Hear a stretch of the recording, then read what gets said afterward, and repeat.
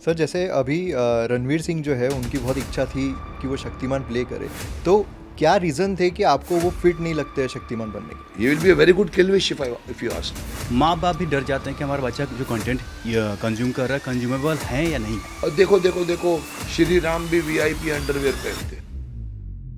सही में हिंदू जो है उनको जगा कौन रहा है और नफरत कौन फैला रहा है? बोरे में भर भर कर सरदारों को निकाला है, क्योंकि सरदार पटाख से मालूम होता है हिंदू है मार्च। 2004 में सरकार बदलती है, वाजपेयी जी की सरकार जाती है और 2005 में मार्च 2005 में आपका शक्तिमान बंद होता है। देखिए, मोदी जी से मेरा संबंध पुराना है। मैं कई लोगों को नहीं बताया मैंने आज तक। कि आपने मुकेश जी ने शादी इसलिए नहीं किया क्योंकि बहुत इन्फ्लुएंस थे आप भीष्म पितामह से। आजीवन ब्रह्मचारी रहूंगा, जीवन भर विवाह नहीं करूंगा, वंशहीन ही जीऊंगा और वंशहीन ही मरूंगा, ये मेरी अखंड प्रतिज्ञा है। कुछ जो आपके क्रिटिक्स हैं, जो आपके आलोचक हैं, वो कहते हैं कि मुकेश जी इंग्लिश को देश में बैन कराना चाहते हैं। क्या ओपिनियन है आपका? मैं बैन कराना चाहता हूँ, बोलिए आपका।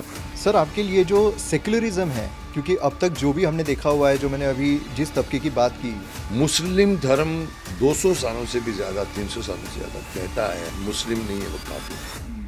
वो बोलते हैं तो उसको हमको सांप्रदायिक नहीं बोलते, हम उसको, हम अपने धर्म में, ये हिंदू राष्ट्र है, आप सब लोग वेलकम है, रहो यहाँ पर, लेकिन एक राष्ट्र हमारा हिंदू रहेगा। अगर कपिल शर्मा खुद आपके पास आते हैं, इनविटेशन देते हैं कि आप हमारे चीफ गेस्ट बनिए शो पे, आप जाएंगे?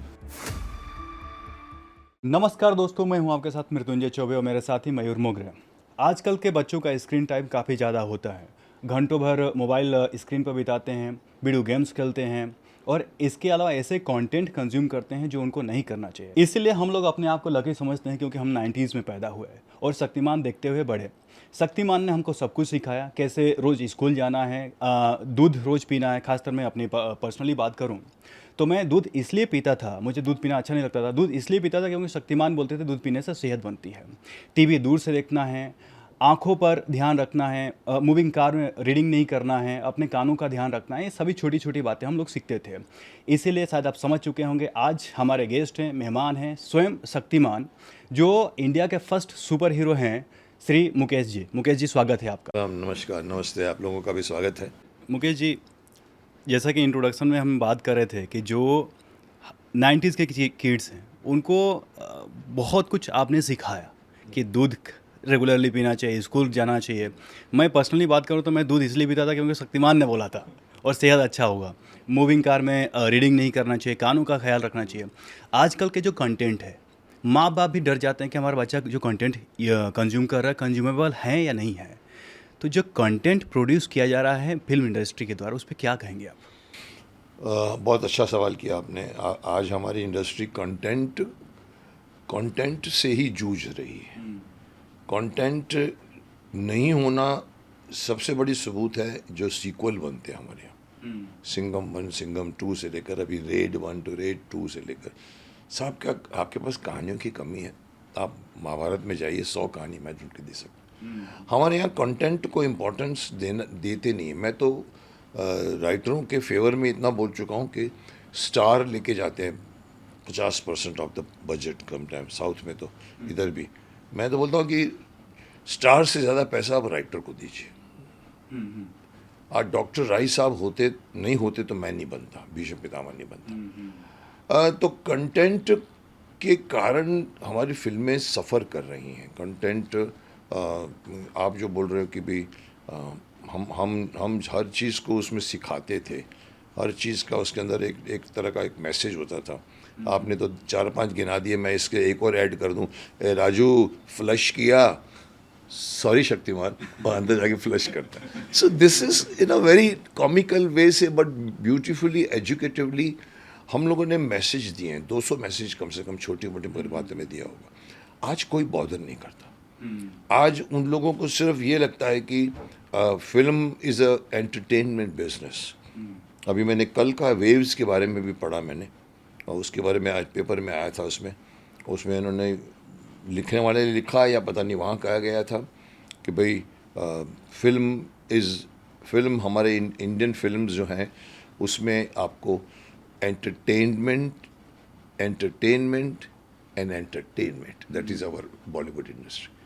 सो basically they even don't understand कि सिर्फ एंटरटेनमेंट नहीं है, उसमें एजुकेटिव प्लेटफॉर्म है बहुत बड़ा। यू आर राइट, हम सफ़र कर रहे हैं, हमारे यहाँ कंटेंट वाहियात हो रहे हैं, लोग सोच नहीं रहे युवा के बारे में, सोसाइटी के बारे में। सोसाइटी के बारे में, कोई अपनी रिस्पॉन्सिबिलिटी नहीं समझता। पता है वी आर एंटरटेनर्स। अरे एंटरटेनर्स तो साहब कैबरेट डांस करने वाले भी एंटरटेनर्स होते हैं। आप वो नहीं हो, आप प्लेटफॉर्म लेके बैठे कलाकार हो। कलाकार के अलावा आपको मंच दिया गया है। आप जो बोलते हो, जैसे आपने भी कहा कि दूध पीना शुरू किया, कि यही कहानी मेरे को एक बहन ने आके कही थी। मैम बहुत शुक्र। दूध अच्छा नहीं लगता था आपके वजह से मैं दूध पीना स्टार्ट किया। हाँ, तो ये एक और इंसिडेंट सुनिए। आप ही के बरादरी का लड़का था वो उसकी बहन एक आगे खड़ी हो गई कोई मेरी शूटिंग के दौरान, हम आपके बहुत शुक्रगुजार हैं। मैंने कहा क्या हुआ? बहुत ही शुक्रगुजार है। मैंने कहा बोलिए तो सही बहन जी, क्या शुक्र। हमारा बच्चा दूध नहीं पीता था, मारते थे, दूध नहीं पीता था। अभी 3 बार हंस के दूध पीता है, कहता है शक्तिमान ने कहा दूध पिएंगे तो शक्तिशाली बनेंगे। Then we realise our importance, our कि शक्तिमान की बात लोग सुनते हैं। हमने तो समझा आज के लोग अभी भी स्ट्रगल कर रहे हैं कंटेंट को लेकर। साउथ वाले अभी भी ओरिजिनल कंटेंट लेकर आते हैं, बॉलीवुड वाले थोड़े से पता नहीं, या तो कंटेंटेड हो गए हैं, इसीलिए देखो रिजल्ट उल्टा हो रहा है। पहले वो हिट होते थे, अभी वो हिट हो रहे हैं, अभी हिट नहीं होते। It's only content. Mukesh ji, Shaktimaan बंद क्यों हुआ? क्योंकि मैं एक कारण बताता हूँ, बहुत सारे अलग अलग रीजन्स दिए जाते हैं। 2004 में सरकार बदलती है, वाजपेयी जी की सरकार जाती है, और 2005 में, मार्च 2005 में आपका शक्तिमान बंद होता है। चूँकि शक्तिमान बहुत ही फीवेस्ट रेयरेस्ट शोज़ था, जहाँ पर हम लोग ट्रेडिशनल वैल्यूज़ की बात करते थे, जहाँ पर हम लोग एथिकल वैल्यूज़ की बात करते थे, जहाँ पर हम लोग गाइडिंग प्रिंसिपल्स की बात करते थे, हम लोग जुड़े हुए थे अपने रूट से। तो क्या जैसे ही सरकार बदलती है आपके ऊपर प्रेशर आता है कि? I don't think so. In fact मैं तो अभी आपके मुंह से सुन रहा हूँ कि 2005-2006 में गवर्नमेंट चेंज हुई थी, 4 में हुई थी, 5 4 में में बंद हुआ चेंज था। हुई थी। मेरी सीरियल 97 से लेकर 2005 तक गई थी। इश्यू गवर्नमेंट को लेकर नहीं था, इश्यू गवर्नमेंट पॉलिसी को लेकर हो गया था। मतलब हमने शक्तिमान जब बनाना शुरू किया तो हम 2 स्लॉट में थे, इधर शनिवार इधर मंगलवार। और कारण ये था कि शनिवार में स्कूल चालू हैं, तो मैंने उसने मुझे कहा शर्मा जी डीजी हुआ करते थे, Mukesh ji your idea is very good, you take any Saturday morning I will give you 104 straight. उस जमाने में 52। हाँ, मैंने कहा ये तो अच्छी बात है। उन्होंने सुना सुपर हमारे देश का सुर। फिर भी मैंने कहा सर लेकिन शनिवार को तो आधे से हमें शनिवार को तो स्कूल होते हैं बहुत लोगों के, तो कैसे देख पाएंगे? तो मैं कहा 1 मिनट दीजिए, मैं बाहर आया। मैं बाहर आके अपने एजेंसी को फ़ोन किया, मैंने कहा शनिवार को दे रहे हैं, कोई भी बोला टेक एनी अर्ली मॉर्निंग इन सैटरडे मॉर्निंग। तो उन्होंने कहा कि एक काम करो, अब मेरी एजेंसी हुआ करती थी वाइकिंग, अक्षय थे वो, बोला मुकेश जी आप कोई एक और नाइट में कोई और स्लॉट ले लीजिए, हम लोग पैकेज कर लेंगे। तो आई केम इन साइड रूम, ऐसे वो उतर रहे थे, मैं लिफ्ट में साथ में गया उनके, फिर गाड़ी में बिठा दिया उन्होंने। मैंने कहा देखिए सर आप एक काम कीजिए, give me any night, okay, you take Saturday morning and I give you Tuesday 10:30 to 11:30। दोनों नॉन प्राइम टाइम को हमने प्राइम टाइम बना दिया। Both were non prime.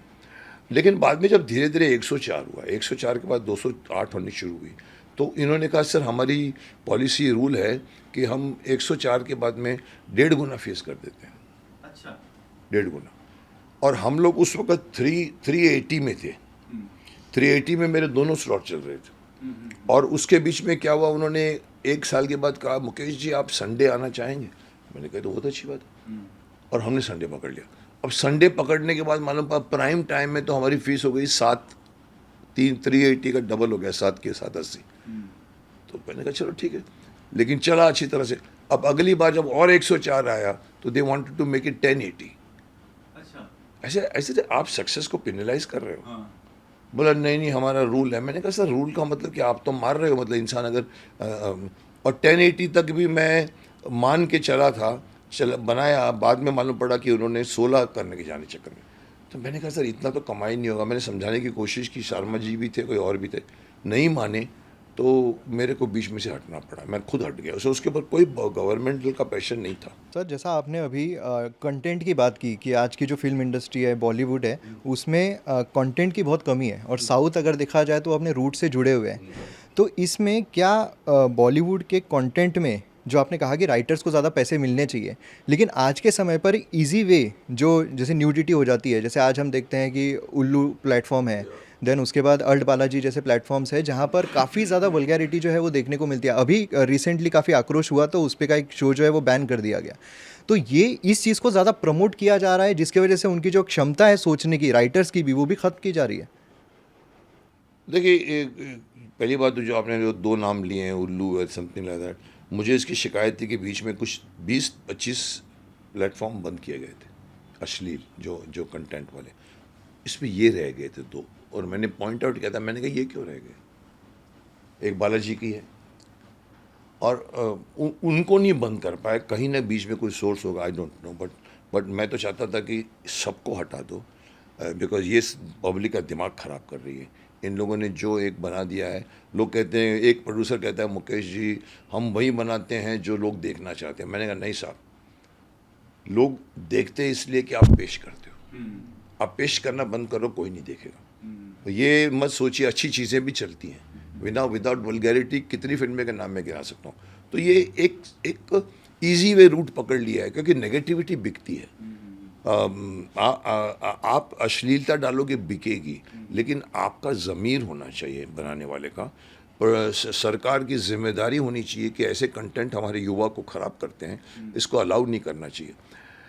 Coming back to story, आप बोलो साउथ वाले, देखो साउथ वाले की मैं बहुत रिसेंटली बहुत तारीफ़ कर चुका हूँ। मतलब यहाँ तक कि पुष्पा की भी तारीफ़ करके मैंने ये भी कह दिया था कि भाई ये तो शक्तिमान भी बन सकता है।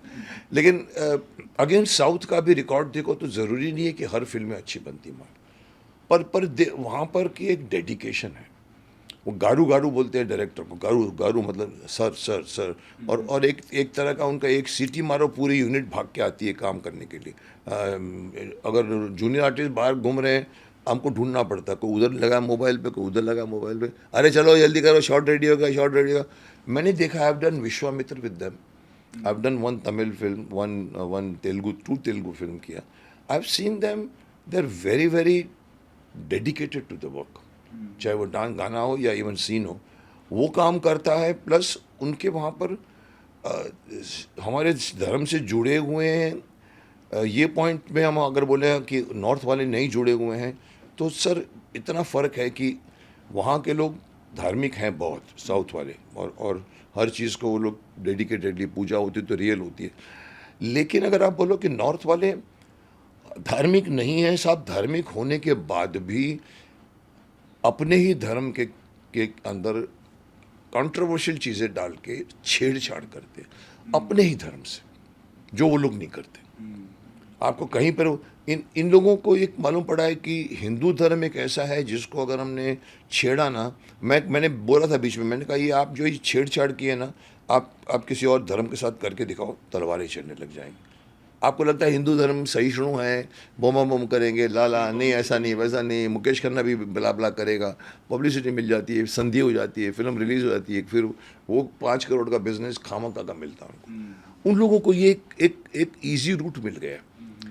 एक को पनिश जब तक नहीं करोगे, अब बीच में काफ़ी लॉस करवाया, आदि पुरुष को देखो इतना करवाया, लेकिन उसके बाद भी अभी धीरे धीरे, जब मैंने कहा जब तक अगर आप उनको लॉस नहीं करवाओगे तब तक आने वाला आदमी हिम्मत करेगा। तो धर्म की छेड़छाड़ हिंदू वाले करते हैं, इसको देखने लिए धीरे धीरे हम जैसे लोग बोल बोल के कहीं ना कहीं जाग गया हिंदू।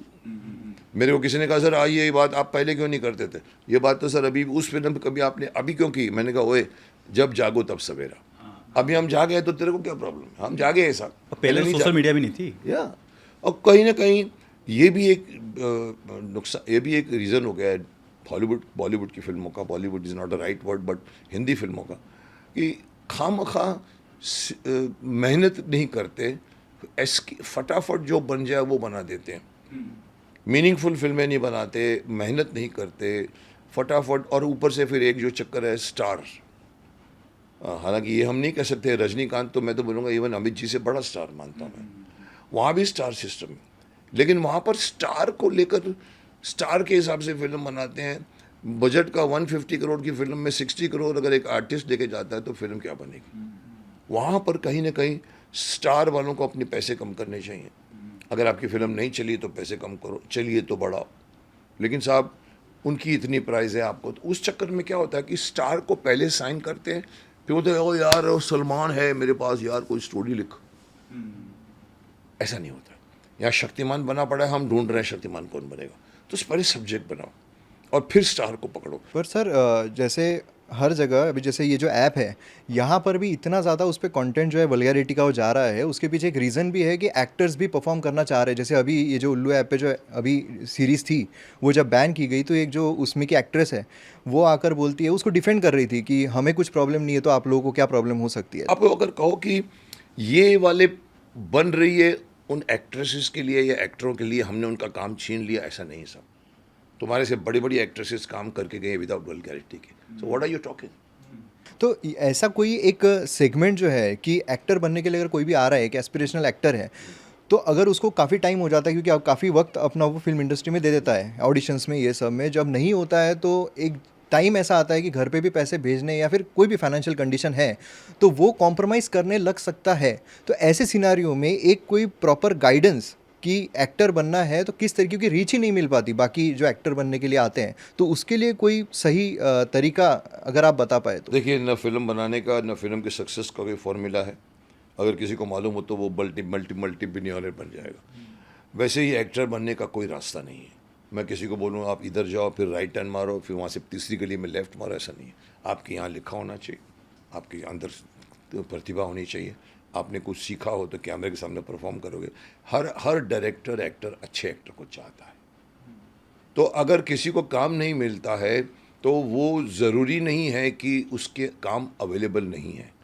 और जो ये आप बोल रहे हो ना कॉम्प्रोमाइज़ करता है, ये मैं कई बार स्ट्रगलरों को बोल चुका हूँ कि आप यहाँ जब आते हो तो आप, यू आर राइट, कि जितने भी नॉन सक्सेसफुल एक्टर्स एक्ट्रेसेस हैं जो फ्री बैठे हैं, उनको ऐसी फिल्में ऑफर होती हैं तो वो लोग बेचारे हाँ कर देते हैं। अगर एक्टर एक्ट्रेसेस नहीं हो तो क्या बनाएंगे वो लोग? लेकिन मैं उनको कहना चाहूँगा, सर कहीं ना कहीं अपना ज़मीर टटोलिए। मैं समझता हूँ उनकी मजबूरी, मैं नहीं बोलना चाहिए कि मैं अपने घर बैठा हूँ, लेकिन मैं बताता हूँ, मैं हर स्ट्रगलर को बोलता हूँ, आप ज़िंदगी में कभी भी एक्टर एक्ट्रेसेस बन रहे हो अपनी परिधि बनाइए कि इस परिधि को मैं क्रॉस करूँगी नहीं या करूँगा नहीं। आप अपने घर में बोल कर आए होते हो, इसीलिए आपको ये होता है मैं भाग कर आई हूँ, बाप से भी झगड़ा था मेरा, मैं कुछ बन के दिखाऊंगी।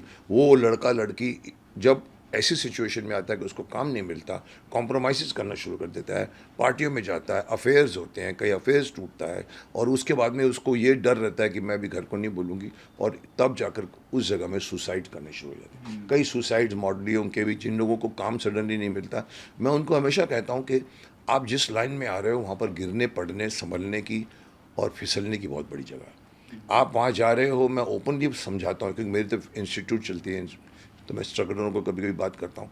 आप एक परिधि बनाइए कि मुझे by hook and crook actor नहीं बनना है, या मुझे बनना है। अगर बनना है तो ठीक है, आपको नहीं बनना है तो आपको जब सपोजिंग कोई आदमी ऑफ़र करता है, वो गलत इंडिसेंट ऑफ़र है, आप मना कर दीजिए। लेकिन उनको ये डर, मैंने कहा जब तक आप डिसाइड नहीं करोगे, वैसे ये देखो तो आपका कब पतन होगा मालूम नहीं पड़ेगा। यहाँ पर सब कुछ अवेलेबल है आपको, हम तो कहते हैं इवन कास्टिंग काउच भी बोलते हैं, लोग खुद बोलते हैं। मैं उनको बोलता हूँ देखिए आप पहले अपने दामों पे जिए।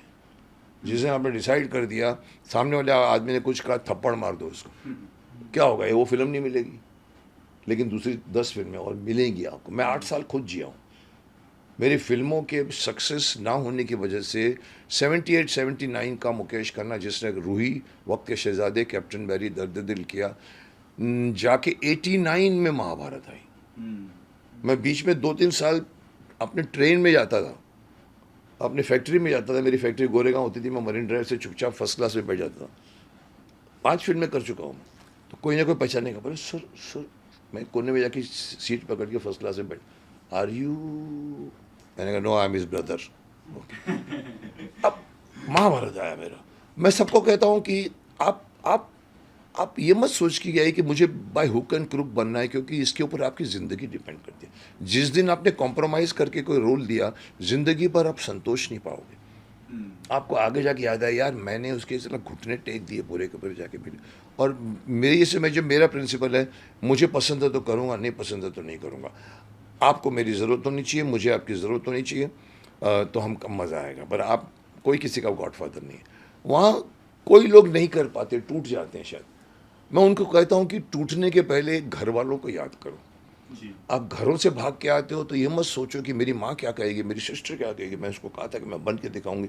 सब कुछ मत सोचिए। आपका सिर्फ और सिर्फ एक बैक ऑफ द जगह होना चाहिए जिसके ऊपर आप रेस्ट कर सको। Call your mother, call your father. वो बोलेगा आओ घर में वापस आ जाओ, कोई फ़र्क नहीं पड़ता। Again take the.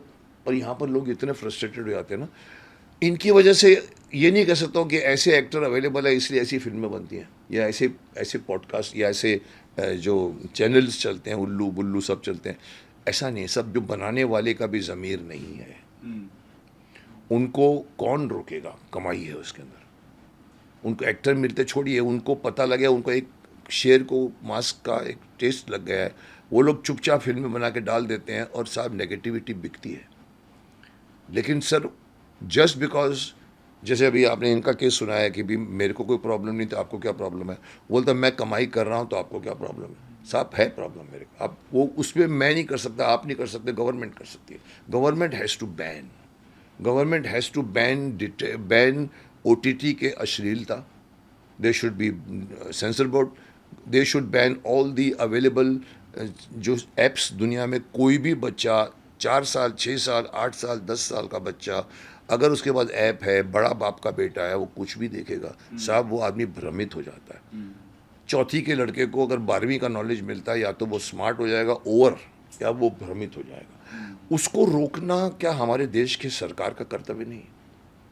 हम बात करते हैं ग्लोबल बाइडन ने पीछे से आके मोदी जी को गले लगा दिया, क्या बात है हमारा। ना नेहरू जी का था कभी ऐसा, ना। अरे साहब ठीक है, ग्लोबल हम बहुत बड़े बन गए सर, लेकिन ग्राउंड लेवल पे देखिए क्या हो रहा है।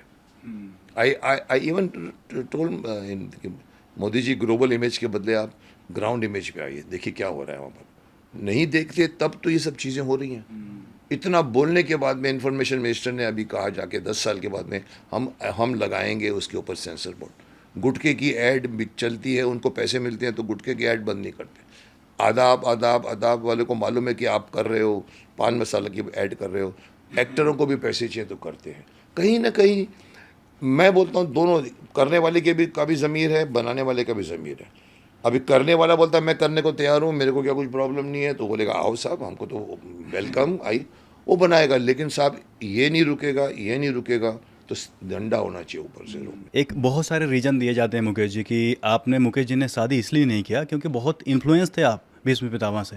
कितनी बात सही है? सर एक बार वो डायलॉग भी हो जाए। अरे साहब, भीष्म पितामह की वजह से मैंने शादी नहीं की ऐसी कोई बात नहीं है, क्योंकि भीष्म पितामह के पहले भी मैं हीरो था। कोई ऐसा नहीं है कि मैं सडनली मैं गांव से आया और भीष्म पितामह बन गया तो मैं एकदम ऐसा हो गया कि मैं तो पितामह ही हूँ, ऐसा नहीं साहब। उसके बाद मैंने शक्तिमान किया। तो मैं अगर नहीं शादी की है तो मेरी अपनी ज़िंदगी है, मेरी ज़ाती ज़िंदगी है।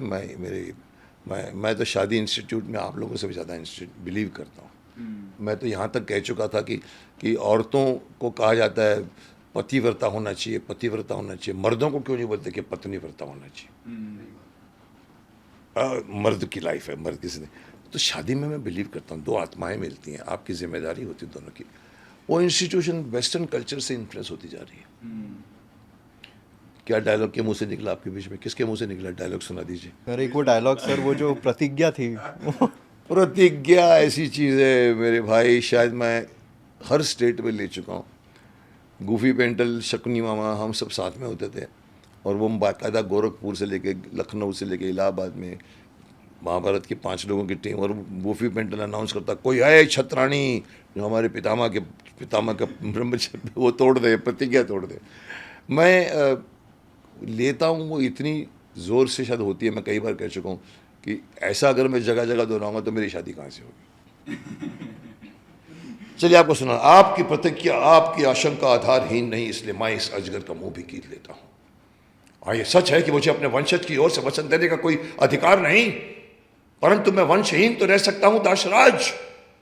इसलिए मैं गंगा पुत्र देवव्रत चारों दिशाओं, धरती और आकाश को साक्षी मानकर आज ये प्रतिज्ञा करता हूं, आजीवन ब्रह्मचारी रहूंगा, जीवन भर विवाह नहीं करूंगा, वंशहीन ही जीऊंगा और वंशहीन ही मरूंगा। ये मेरी अखंड प्रतिज्ञा है।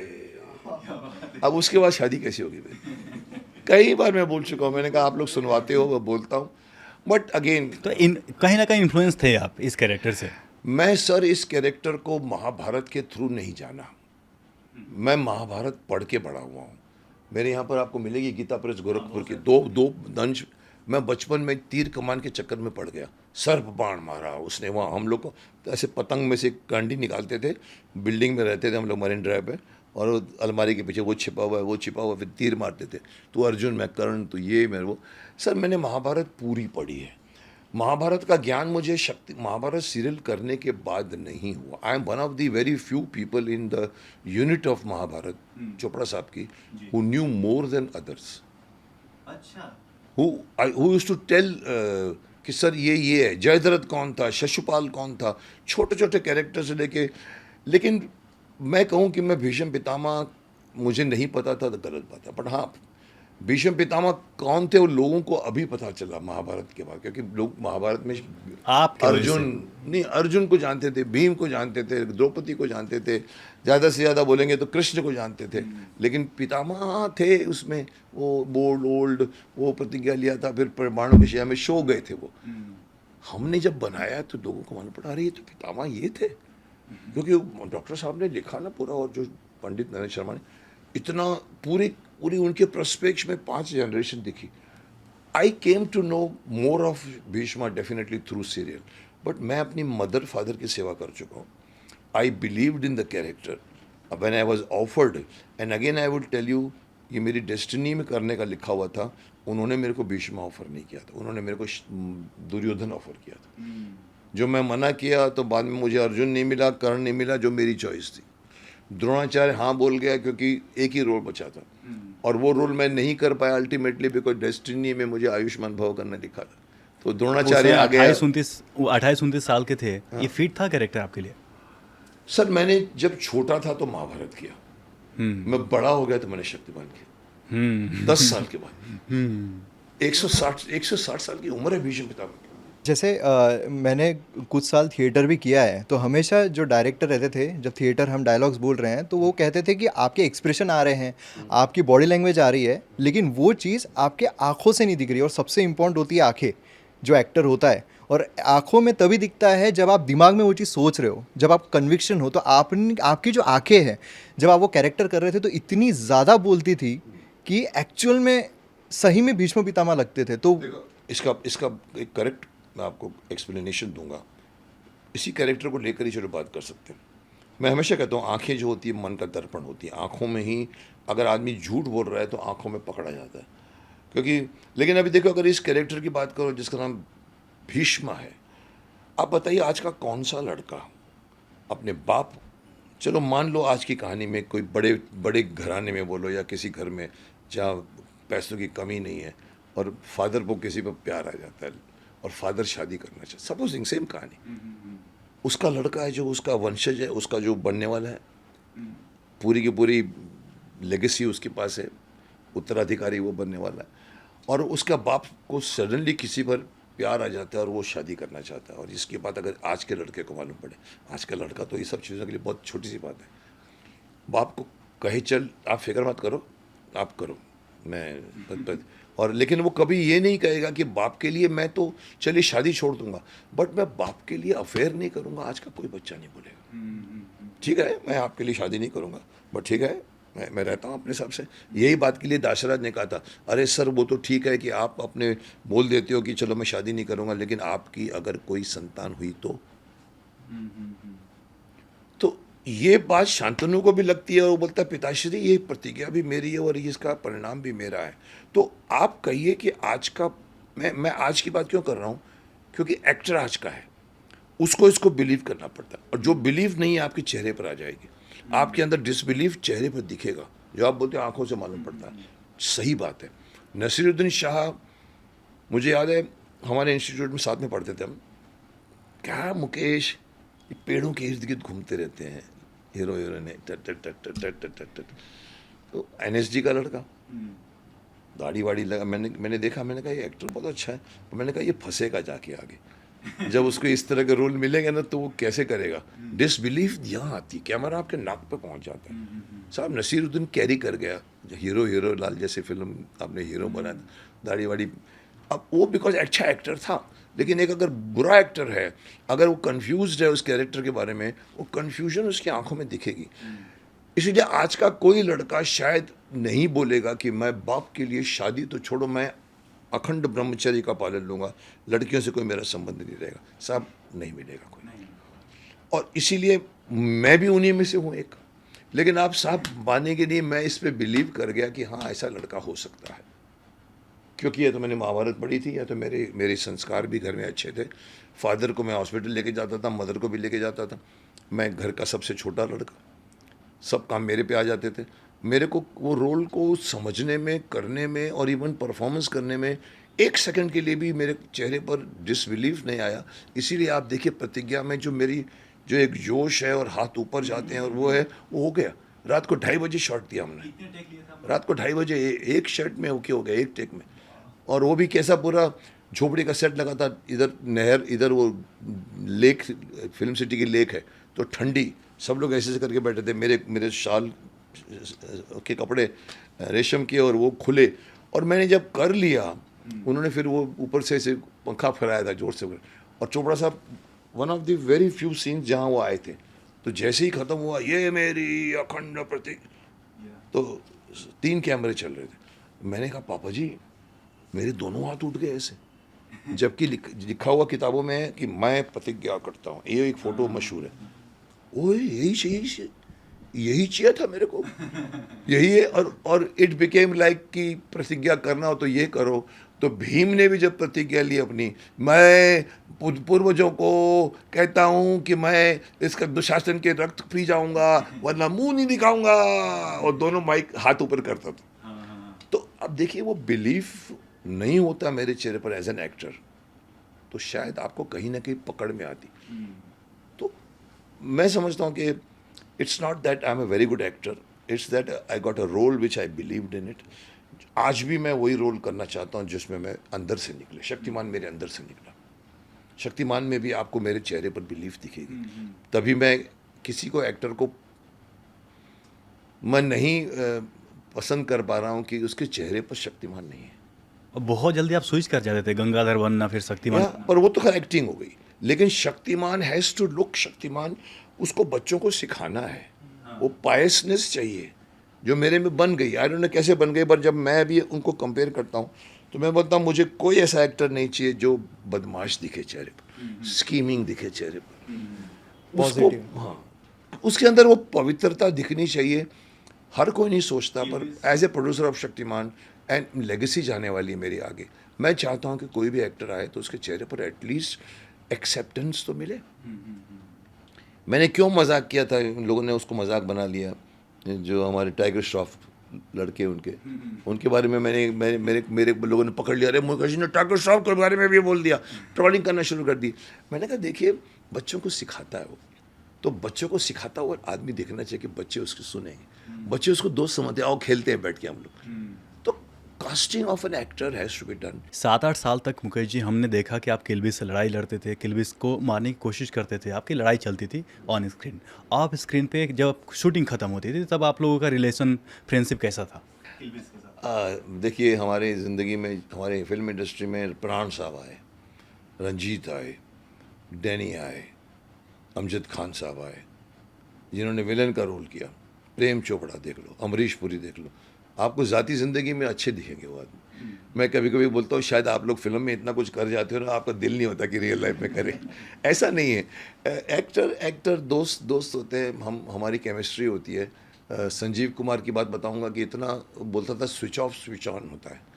वो सडनली जोक मार रहे होते थे यूनिट के बेट में बैठ के, हा हा हु ही हो रहे होते, और सडनली असिस्टेंट बोलता सर शॉट रेडी है, ओके जाते थे और ट्रेजिक सीन करके आते थे। हमको भी हैरानी होती थी कि अभी कैसे फटाक से सर उन्होंने बताया था, मेरे साथ बात हुई, बोला मुकेश हमारे एक्टर को स्विच ऑन स्विच ऑफ होना चाहिए, अगर नहीं तो तुम उसमें घुस गए तो बाहर नहीं निकल पाओगे। तो एक्टर विलन है, विलन कर रहा है रियल। और देखो उस ज़माने में दोस्ती ज़्यादा होती थी, उस ज़माने में ट्रंक बीच में बिठा दिया जाता था और ट्रंक के ऊपर चाय वाय, इधर कुर्सियाँ वुर्सियाँ रखी, वो वैन वैन कोई नहीं था उस ज़माने में, कोई वैनिटी रूम नहीं होती थी। बैठे हैं तो धर्म जी बैठे हुए हैं, मैं बैठा हूँ कोने में, फिल्मिस्तान के कोने में ट्रंक वंक लगा। उस ज़माने में बातें होती थी। तो किलविश तो खैर मेरे साथ तो महाभारत कर चुका था, द्रोणाचार्य कर चुका था। तो कहीं ना कहीं हम इतने ग्रेट मेथड एक्टर नहीं है कि तेरे को जिंदगी भर तक मैं तेरे से दुश्मनी करता रहूँगा, ऐसा नहीं होता। हम लोग चेंज, दोस्त हैं तो दोस्त हैं, बातें तो बातें हैं। गजेंद्र चौहान भी आपके दोस्त थे, बीच में कंट्रोवर्सी हुई थी उनके साथ? कंट्रोवर्सी नहीं होती तो फिर मेरी फैमिली महाभारत की मेरे साथ बहुत उनका रिस्पेक्ट है। भीष्म पितामह मैंने एक ऐसी जगह बना ली थी उस वक्त भी, पहला माइक मेरे को देते थे बोलने को, कहीं भी जाना हो तो फंक्शन में हम 6 आर्टिस्ट हों तो मुझे शंख बजाना पड़ता था। मेरे लिए ये सब एक्टर मेरे सामने आए हैं, they were not stars, I was the only one जो 14-15 फिल्मों का हीरो था। बाकी आप बोलो ये जितने भी एक्टर, आप युधिष्ठिर बोलो, अर्जुन बोलो, ये सब लोग स्ट्रगल कर रहे थे। सुरेंद्र पाल भी मेरे साथ स्ट्रगल करके आया था। अच्छा। हाँ, सुरेंद्र पाल भी उस ज़माने में नया पास होकर के आया था इंस्टीट्यूट से, और हमने कोई शो में डांस किया था एक साथ में हमने, और जैसे आजकल करते हैं शो में, फिल्म फेयर अवार्ड में, वहाँ पर तो उन सब लोगों को मैं देख चुका हूँ। तो कहीं ना कहीं ये एक हिमाकत हो गई उस बंदे की, और मुझे बुरा लगा क्योंकि मैं नहीं गया कपिल शर्मा के शो में, और उसने कहा कि मुकेश जी को तो बुलाया ही नहीं गया था। आप क्लियर कर दीजिए, बुलाया गया था आपको? ऑफ कोर्स बुलाया नहीं गया था, पर बुलाने का तो मैं कोई ऐसा आदमी नहीं हूँ कि नहीं बुलावे। गूफी पेंटल ने 1 महीने पहले मेरे को फ़ोन किया था, मुकेश रामायण को बुलाया है कपिल शर्मा में। मैंने कहा अच्छा, हाँ लगता है हमको भी बुलाएंगे। अब मैं उस वक्त थोड़ा खफा हो गया था कपिल से पहले से, बिकॉज मैंने एक छोटा सा एक प्रोमो देखा था। मैंने कहा गूफी तुम जाना, मैं नहीं जाऊँगा। बोला क्यों, इतनी बड़ी टीरियल? मैंने कहा मैं नहीं जाऊँगा, मुझे ऐसे वाहियात शो पसंद नहीं आते। मैं उस वक्त 1 महीने पहले बोला जब तक कोई इन्विटेशन तो छोड़िए। उसके बाद भी ये बात अभी गूफी के थ्रू मालूम पड़ी होगी कि नहीं मालूम, उन्होंने मेरे को टच नहीं किया क्योंकि मैं पहले बोल चुका था कि मैं नहीं जाऊँगा। तो कहीं ना कहीं मेरी मर्जी है मैं जाऊँ नहीं जाऊँ। कृष्णा था, अर्जुन था, द्रोणाचार्य गुरु अपने ये दुर्योधन था, ये युधिष्ठिर था, इवन उनकी वाइफ थी रवि चोपड़ा की, रेणु चोपड़ा की। लेकिन कई लोगों ने कहा सर महाभारत आपके बगैर, तो लोगों को थोड़ा खला कि आप क्यों नहीं गए। फिर मुझे बताना पड़ा कि मैं, तो इस बीच में मेरी इंटरव्यू छप गए होंगे कि मैं ऐसे वाहियात शो में नहीं, बिकॉज मैंने एक्चुअली बता दूँ अंदर की बात, अरुण गोविल का एक शो देख लिया, एक उसी का एंट्री का एक प्रोमो आया था जिसमें वो बोलता है अरुण जी अगर आप अगर जू बीच में कहीं पे नहा रहे हो और ग्राउंड में से आवाज़ आवे और देखो श्री राम भी वीआईपी अंडरवेयर पहनते हैं। तो कपिल ने पूछा और इन्होंने स्माइल कर दिया। मैं भड़क गया। मैंने कहा तुम ये सवाल एक ऐसे इंसान से कर रहे हो जिसकी इमेज है, 10-10 हज़ार रुपये का हार पहनाते हैं। मैं होता तो चढ़ जाता कपिल के ऊपर, तो मेरे को पसंद नहीं आया। मैंने कहा ये बिलो द बेल्ट बात मत किया करो। वो सोच के मैं पहले से रेडी था। अब इस इंसान ने खामखा बीच में बोला, अरे मुकेश जी को तो बुलाया ही नहीं गया था। वहाँ तो ये सिस्टम था कि जिसके पास सेंस ऑफ ह्यूमर है उसको बुलाते हैं। मैंने कहा ओए ये क्रिकेट में खेलने वाले कोई देखते हैं कि इसके पास सेंस ऑफ ह्यूमर है कि नहीं। अरे हम आते हैं तो आपके शो की शान बढ़ती है। आप इसलिए नहीं बुलाते कि हम और कोई कॉमेडी शो है तो उनको बुलाओ। ये सब जो कॉमेडी और मुकेश खन्ना जी के पास कॉमेडी सेंस। गंगाधर बनकर आपने काफ़ी हंसाया तो ये उनको। स्टूपिड बात है, मतलब ये पता नहीं क्यों बोल गया, मुझे बोलना पड़ा। मैंने कहा तुम क्यों बोल रहे हो बीच में, तुम तो पैसेंजर हो गाड़ी के। बोलना चाहिए तो सलमान खान को बोलना चाहिए था जो कि पीछे पड़े हुए, जो कपिल को बोलना चाहिए था। उन्होंने कुछ नहीं बोला। फिर हम लोग के बीच में वर्बल जंग चली, वीडियो जंग चली। मैंने एक वीडियो में कह दिया, मैंने कहा तुम तो अज्ञानी, तुमको मैं अधर्मराज कहूँगा अभी। और उसने मुझे बताया कि मुकेश जी तो सिर्फ ऐसे आर्टिस्ट हैं। ये तो आर्टिस्ट है ना महाभारत है, वो कोई थोड़ी उनको कोई महाभारत में कोई वो रिसर्च की थी। मैंने अब जवाब दिया। अब वो शुरू हो गया था, मेरा पास चैनल था। मैंने कहा ओए मैंने एक PhD की है, जितना मैं जानता हूँ महाभारत तुम लोग कोई नहीं जानता। तो ये सब स्ट्रीट बोलना फिर मैं भड़क गया ऑलमोस्ट। फिर मैंने तो इनफैक्ट इंडस्ट्री में बता दूं, मैंने उनके फ़ोन को ब्लॉक कर दिया। आपने फ़ोन को ब्लॉक कर दिया? उसको पता है। एक चीज़ है मुकेश जी की, अगर कपिल शर्मा खुद आपके पास आते हैं, इनविटेशन देते हैं कि आप हमारे चीफ गेस्ट बनिए शो पे, आप जाएंगे? यहाँ पर आते हैं इस स्टूडियो में आपके पास। देखिए, ये एक ऐसा प्रश्न है, मैं कल भी कह रहा था कि मेरे को अगर मैं देखता हूँ सामने वाला चाहता है कि नहीं चाहता है, उसके हिसाब से मैं रिएक्ट करता हूँ। अब आदमी का दिल नहीं है, अभी जैसे मैं वेव्स में नहीं हूँ, तो मैंने कहा कि मुझे जाना भी नहीं था, लेकिन अगर मुझे बुलाते और अगर ऊपर से फ़ोन आ जाता दूरदर्शन से, मुकेश जी आपको आना है, फिर जाता हूँ मैं। तो मैं देखता हूँ कि बुलाया जा रहा है कि नहीं जा रहा है। आप एक कपिल को मेरा दुश्मन नहीं था, कपिल की एक छोटी सी एक थी कि उसकी मूर्खता वाले सवाल होते हैं, पर अगर कपिल खुद चल के आ जावे तो मैं डेफिनेटली मैं सोचता और मैं जाता। लेकिन ये ऐसा हुआ कि वो कुछ नहीं बोल रहे हैं और एक बंदा जो ट्रेन में बैठा हुआ है और वो बोले जा रहा है कि अरे मुकेश जी को तो बुलाया ही नहीं गया था। वो सोनी वाले देखते हैं कि किसमें सेंस ऑफ ह्यूमर होता है, उसको बुलाते हैं। अमिताभ बच्चन और आपके बीच रिलेशन कैसे हैं? हम लोग 6-7 बार मिल चुके हैं। कभी लंदन से मैं आ रहा होता हूँ तो वो फर्स्ट क्लास से बाहर निकलते हैं, मैं बिजनेस क्लास से निकलता हूँ, दोनों गेट पे खड़े हो जाते हैं। अरे अमित जी कैसे हो, मेरा हाथ में कंधे पे होता था, कैसे हो, ठीक हूँ मुकेश। किसी फंक्शन में मिले, हेलो हाय। किसी ने हमको कास्ट करने का सोचा नहीं, जबकि लोग बोलते थे कि मैं कॉपी करता हूँ उसके, जो मैं भड़कता था उस ज़माने में। मैं बोलता था अगर अमित जी मेरे बाद आते हैं ना तो आप उनको बोलते कि आप मुकेश खन्ना की कॉपी कर रहे हैं। ये मेरा फेस है, मेरी स्टाइल है। मैं कॉलेज में प्ले कर चुका हूँ, FTI में जा चुका हूँ। मेरी ये एक्टिंग की स्टाइल, डायलॉग की स्टाइल यही है। अब वो कहीं ना कहीं मेरी हाइट, बॉडी, आवाज़ मिलती है तो उसको कॉपी नहीं बोलते। तो ये पॉइंट को लेकर हमारे बीच में कभी भी कोई फिल्म साथ में नहीं की हम लोगों ने, कहीं नहीं हुआ। बाकी he is a great actor, he is a very very dedicated actor. मैं उनकी तारीफ़ करता हूँ हर चीज़ की, लेकिन मैं थोड़ी सी शिकायत करता हूँ कि इतने भी ऐड मत करो। हर चीज़ की ऐड होती है कहीं ना कहीं। बाकी उनके साथ मेरे बहुत अच्छे रिलेशंस हैं हम लोग। बात बट लोगों ने उठा दिया कि मुकेश खन्ना का करियर ख़त्म कर दिया जब उन्होंने एक बार कहा कि ये मेरी कॉपी करता है। अरे ऐसा थोड़ी होता है, करियर उस डायलॉग से ख़त्म होता है। आप लोगों को मसाला बनाने की बहुत आदत है, आपके पास इंस्ट्रूमेंट है, बना देते हैं कि मुकेश खन्ना का करियर, एक सेंटेंस अमित जी का बोला उन्होंने, ऐसा नहीं है। तो बाकी ये समटाइम आई वंडर कि किसी ने आज तक सोचा क्यों नहीं हम दोनों को दो भाई बनाने की। सर जैसे अभी रणवीर सिंह जो है उनकी बहुत इच्छा थी कि वो शक्तिमान प्ले करे, तो क्या रीज़न थे कि आपको वो फिट नहीं लगते हैं शक्तिमान बनने की? अगेन मैं वो बात रिपीट करूंगा जो अभी थोड़ी देर पहले मैंने कहा था। शक्तिमान में शक्तिमान दिखना बहुत ज़रूरी है। ये एम कैरेक्टर नहीं है। लोगों ने कई लोगों ने कहा था सर वो बहुत अच्छे एक्टर हैं सर, उन्होंने गली किया है, गली बॉय, ये किया है, वो किया है, वो किया है, इतना कुछ किया। मैंने कहा इवन अलाउद्दीन खिलजी भी किया है उन्होंने, इवन उन्होंने वो भी किया है अपना बड़े बड़े जो पद्मावती का रोल। मैंने कहा ये सब रोल से शक्तिमान अलग है। क्यों? क्योंकि इसमें एक्टर चाहिए, उसमें एक्टर प्लस फेस चाहिए, एक्टर प्लस इमेज चाहिए, ज़ाती ज़िंदगी की इमेज भी बीच में आती है। कौन शक्तिमान है? अगर मैंने कोई कॉन्शियसली अपनी ज़िंदगी में अच्छे काम किए हैं ऐसा नहीं बोलूँगा। मैं अच्छा हूँ इसलिए अच्छा हूँ, मैंने इसलिए नहीं किया कि नहीं मुझे, हाँ मैं नहीं करूँगा, सिगरेट नहीं पीता हूँ, दारू नहीं खा पीता हूँ, आज तक कभी ज़िंदगी में मैंने अल्कोहल नहीं चखा।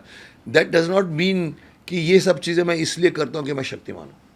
बट शक्तिमान कौन बनेगा उसके पीछे अगर आपकी बैक इमेज खराब है वो बीच में आएगी।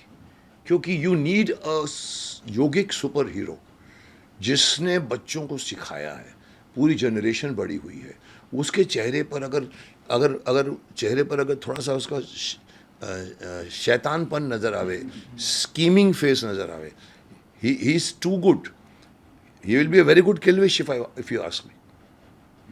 उसका फेस मिलता है, उसका फेस यहाँ पर। मैंने कहा यहाँ पर मुझे फेस भी चाहिए, एक्टर तो चाहिए, पर शक्तिमान के लिए एक्टर प्लस इमेज चाहिए। ज़िंदगी में आप हर तरह के ऐड कर रहे हो, आप उछल कूद करते हो, आपकी इमेज वो है। मैं मानता हूँ, कई लोग बोलते हैं सर कुछ फ़र्क नहीं पड़ता सर, अच्छा एक्टर कर जाता है। मैंने कहा अच्छा एक्टर दुनिया भर के रोल कर जाएगा लेकिन शक्तिमान नहीं कर जाएगा, क्योंकि शक्तिमान यूनिक है और वो हमारे देश का पहला सुपर हीरो है। उसकी लेगेसी जानी है आगे जाके बच्चों को। तो maybe I am stupid. I don't know. I have my own way of thinking. हम लोग जब बचपन में थे मुकेश जी तो अपने क्लासेस को बंक मारते थे, देखते थे शक्तिमान। हमारे पास पैसा नहीं होता था लेकिन शक्तिमान जरूर देखते थे। और हम बड़े हो चुके हैं, पैसा भी आ चुका है, थिएटर भी जाने को तैयार है। नहीं, मुझे ऑडियंस की कमी नहीं है। मुझे मालूम है जिस दिन शक्तिमान आएगी सब देखेंगे। अब मैं कितना खरा उतरूंगा या सोनी वाले कितना खरा उतरेंगे। मैंने एक बार कमेंट पास किया था, मुझे कई लोगों ने कमेंट में लिखा, sir sir sir sir Avengers आ गए हैं सर, 10 अवेंजर्स हैं, आयरन मैन, स्पाइडरमैन, बैटमैन, दुनिया मैन, सर शक्तिमान की शक्तियाँ बढ़ाइए सर आप। मैंने कहा ओए, इनमें से कोई भी जितना है ना उसकी शक्ति इस शक्तिमान से ज़्यादा नहीं। शक्तिमान के अंदर अंदरूनी शक्ति नहीं है, पंचभूतों से बना हुआ है। वो गन नहीं यूज़ करता, उसकी उंगली में रेज है, उसकी आंखों में रेज है, वो कुछ भी कर सकता है। तो मैंने कहा शक्ति वक्ति बढ़ाने की कोई ज़रूरत नहीं है। और शक्तिमान जो जो जो दो लोग चाहते हैं कि कुछ भी करके शक्तिमान में सब कुछ है, लेकिन शक्तिमान को हम लोगों को आपकी ऑडियंस, आप किसी को भी, मैंने इनको सोनी को एक बार कह दिया था, मेरे मुंह से निकला था। मैंने कहा देखिए आपकी कंपटीशन अवेंजर से नहीं है, आपकी कंपटीशन पिछले शक्तिमान से, 40 साल 30 साल की ब्रांडिंग से आपकी कंपटीशन। आप उसके कितना ऊपर जाते हो वो डिपेंड करता है। ये आयरन मैन इनके पास, किसी के पास कोई माइथो नहीं है, कोई हिस्ट्री नहीं है। वो आयरन का कपड़ा पहन लिया तो आयरन मैन बन गया। ऐसा हमारे यहाँ पर नहीं है। यहाँ पर वायु, अग्नि, जल, पृथ्वी, नभ, बूट से लेकर ड्रेस से लेकर, ऐसे आदमी को आप अगर उसके अंदर शक्ति है तो कम आपको, उसने जो किया है, हमने जो 450 एपिसोड बनाए हैं, वो जो कुछ कर गए हम लोग मालिक की दया से कर गए, महाभारत भी मालिक की दया से बना है, उसको आपको ओवर करना पड़ेगा, उसकी एक कदम ऊपर जाना पड़ेगा। वो स्पेशल इफेक्ट से नहीं होगा, कहानी से होगा, स्टोरी से होगा। यस सर, जैसे अभी पहलगाम अटैक हुआ है तो वहाँ पर पियरली जो हिंदू है उनको मारा गया है, और अभी जैसा हम देखते हैं कि उसको भी काफ़ी जो एक तबका है वो उसको वाइट वॉश करने के चक्कर में रहता है कि नहीं वो टेररिस्ट थे, उसका कोई रिलीजन नहीं होता है, और जो भी लोग मारे गए हैं वो इंडियंस मारे गए हैं, वो हिंदू नहीं मारे गए। ऐसा बोला है। हाँ, ऐसे सभी मतलब जितने भी एक तबका है पूरा वो इसी तरीके से प्रोपोगेट करता है, और दूसरा एक तबका है जो कहता है कि हाँ इस तरीके से हुआ है। और यही एक इंसिडेंस नहीं है, काफ़ी ऐसे इंसिडेंट्स हमें हमारे देश में देखने को मिल रहे हैं। जैसे अभी वेस्ट बंगाल में भी ऐसा कुछ हादसा हुआ था, बहुत कुछ हुआ है। हाँ, बांग्लादेश से जो मुर्शिदाबाद इन्फिल्ट्रेटर्स में। आ रहे हैं। तो ऐसे सिनारियो में ये जो तबका है जो ये कहता है कि नहीं भारतीय मारे गए हैं, वो ये कहता है कि ये नफरत फैला रहे हैं। तो इस बारे में आपका क्या कहना है? मतलब सही में हिंदू जो है उनको जगा कौन रहा है और नफरत कौन फैला रहा है? देखिए, बहुत क्लियर कट बोलने वाले बोलेंगे क्योंकि उनको बोलना है, बोलने वाले ने वोट लेना है इसलिए बोलना है, बोलने वालों ने अपनी बात को रखनी है इसलिए बोलना है। बट हकीकत नहीं बदलती। और ये पहली बार वर्ल्ड ने एक साथ में बैठ के, कसाब को भी देखा था वर्ल्ड ने, एक वीटी स्टेशन पे चट हाफ पैंट में, ये कसाब है, मालूम पड़ गया। उसके बाद उसको 2.5 साल तक दमाद बना के रखते हैं, आप केस चलाते हैं, कोर्ट चलाते हैं, क्या प्रूव करने को? यहाँ पर क्या क्या सबूत चाहिए आपको? जबकि वीडियोस बनाने वाले ने भी बनाया है, किसी ने यहाँ से डर के बना लिया है, किसी ने खुद के बना के भेजा है, ओपनली आके पूछा। मैंने एक बार अपने वीडियो में डाला था, रात को डाला मैंने 9:30 बजे। मैंने कहा देखो, आतंकवाद की कोई ज़ात नहीं होती, वो सिर्फ कमर्शियल पैसों के लिए करता है। वहाँ मैं यही बोल रहा था जो ये लोग बोल रहे हैं अभी। मैंने कहा वो सिर्फ पैसे करके आतंक फैलाता है, चाहे वो डीप स्टेट अमेरिका का हो, चाहे वो सोरोश हो, जो बोलते हैं जाके यहाँ पर अराजकता करो। ये बांग्लादेश में जो कुछ भी हो रहा है वो वहाँ के स्टूडेंट्स ने थोड़ी किया है, करवाया गया है। ये जिस तरह का आदमी जाके किया हुआ है, इवन अभी जो बंगाल में हुआ है, ये दंगे होते नहीं है, दंगे कराए जाते हैं। तो मेरे को ये मैं मानता था कि कौन से मुस्लिम के पास टाइम पड़ा हुआ है कि लंच छोड़कर, खाना छोड़कर नीचे भागे, एक पत्थर जाके हिंदू को मारे। अरे सब किसी के पास टाइम नहीं, किसी के पास टाइम। ये आप मानते थे? मैं मानता हूँ। आज तक ये जगह पे आके मैं चेंज हुआ हूँ। टेरेस के ऊपर भर के पत्थर पड़े हुए 100 कौन रखता है? आम मुस्लिम नहीं रखेगा, आम हिंदू भी नहीं रखेगा। संगठन होती है, आओ जी, फ़ोन कर दिया, आओ जी 100 आदमी इकट्ठे होने चाहिए, ये होना चाहिए, और वो लोग आते हैं और मारामारी करते हैं। तो दंगे कराए जाते हैं आज से 47। लेकिन साहब मैंने कहा आतंकवाद की कोई ज़ात नहीं होती, आतंकवाद कमर्शियल होता है, उसको पैसे मिलते हैं, उसके लिए कोई जो होता नहीं, वो मारता है तो मारता है बिकॉज उसको पैसे मिले। लेकिन सुबह 5:30 बजे मेरे को जब मैंने ये सब न्यूज़ सुना इनका, इन्होंने कहा सर, उन्होंने आया और पूछा कौन है हिंदू, तुम कौन है, मुस्लिम है, अरे मुस्लिम नहीं दिखता, मार इसको, ठक करके मारा। कौन है तू, तेरी ज़ात क्या है, मालूम करो हिंदू है कि मुस्लिम है। साहब ये बात 47 में होती थी। मेरे फादर बताते थे कि हमने तो सरदारों को बोरे में भर भर के निकाला। मेरे father one of the last person to leave Pakistan, वो सेवा समिति के वो थे, सदस्य थे। बोलता हमने मुकेश बोरे में भर भर कर सरदारों को निकाला है, क्योंकि सरदार पटाख से मालूम पड़ता है हिंदू है, मार इसको। वहाँ पर सड़क पे खड़े होकर लोगों को पूछते थे कौन है, फिर बोलते चल, जैसे अभी किसी का कलमा पढ़ के देखा, किसी को डिटेक्ट करते हैं, कपड़े उतरवा के बोलते हैं चल ये हिंदू है कि मुस्लिम मालूम करो। तो मैंने कहा यहाँ मुझे पहली बार रियलाइज़ हुआ कि आतंकवाद की ज़ात है। क्योंकि अगर किसी को ये बोलना कि तू इस धर्म का नहीं है तो मैं मारूं, तो मैं आतंकवाद नहीं हूँ, मैं दूसरी धर्म का हूँ, तुम काफिर हो क्योंकि तुम मुस्लिम नहीं हो। यहाँ मुझे पहली बार मालूम पड़ा कि ये जो हुआ है पहलगाम में, इट इज़ नॉट, कोई भी आदमी उसको डिफेंड ना करे कि वो आतंकवादी थे, वो लोग पैसे करके करते थे, जैसे मैं भी मानता था। I have change my mind. और सुबह उठ के 8-9 बजे अजिंक्य को फ़ोन किया, मैंने कहा इसको डाल, मैंने कहा कि this is the rejoinder to my last video. और मैंने ऊपर वही लाइन लिया कि आतंकवाद की ज़ात होती है और ये पाकिस्तान से आया मालूम पड़ा है। और मैंने ओपनली बोला है कि मैं बोलूँगा गो एंड फिनिश देम, ये एक बंद कीजिए आज तक जो हो रहा है। तो ये इनका जो बोलना है ये पॉलिटिकल है, ये जो अपने आप को डिफेंड कर रहे हैं वो एक्सेप्टेबल भी नहीं है और वो सच भी नहीं दिखता है। क्योंकि आप ओपनली ये पार्टीशन में सबसे the biggest partition was the biggest disaster in the Mankind, जो सेपरेशन हुआ वहाँ यही बातों पे मारा गया था। आज आप अगर आप आज आके मारते हैं ना, ढट हो रहा है सालों से मारते ढट जैसे, लेकिन आप पूछ रहे हैं तू कौन है, हिंदू है। अरे साहब, हिंदुस्तान में रहकर आपको हिंदू बनने की सज़ा, 80 करोड़ के ज़्यादा 100 करोड़ के हिंदुओं के हिंदुस्तान, ये हिंदुस्तान है साहब। मैं बोला अपने, मैंने कहा ये हिंदुस्तान है, यहाँ हम हिंदू रहते हैं। और आके अगर कोई आदमी पूछता है तो हिंदुस्तान में भी रहकर आप कोई पूछेगा कि तू हिंदू है कि मुस्लिम है, तो गलत है। It is definitely a separatism, it is definitely धर्म टू धर्म की वॉर।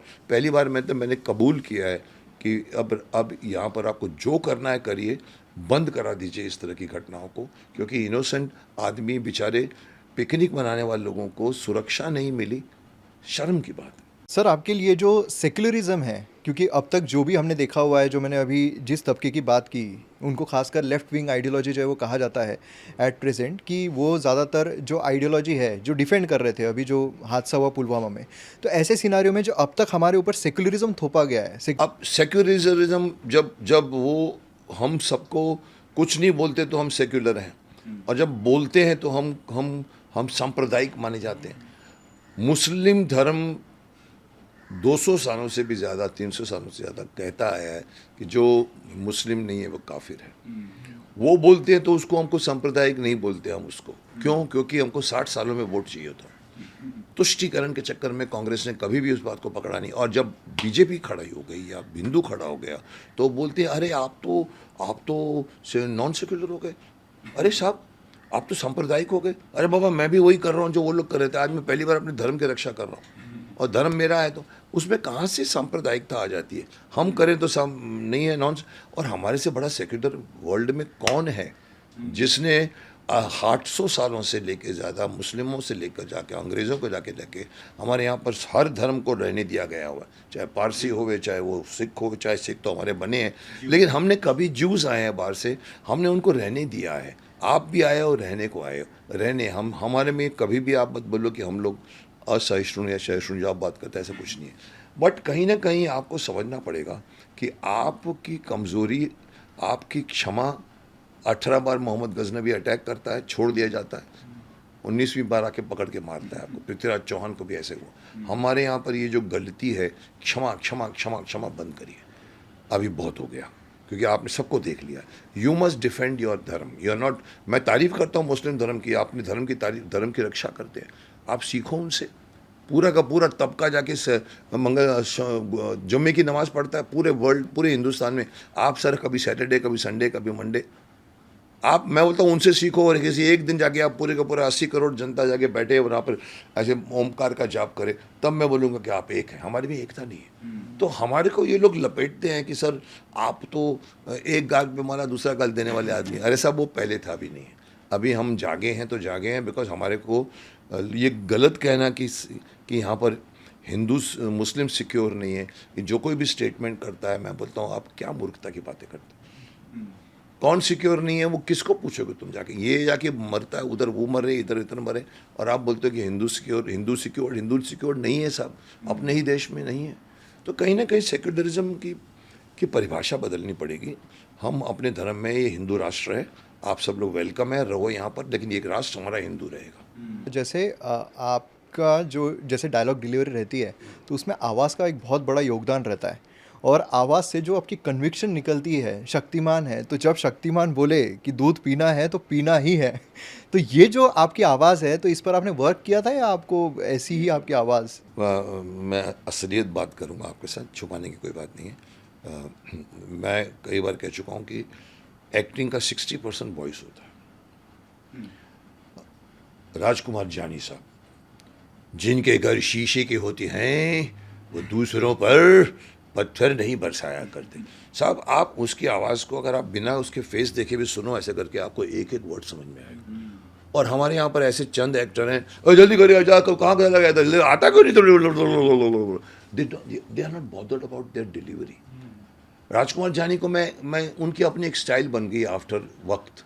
पहले ऐसा नहीं बोलते थे, लेकिन साहब मैं तारीफ़ करता हूँ कि उसकी आवाज़ में खनक है, क्लैरिटी है।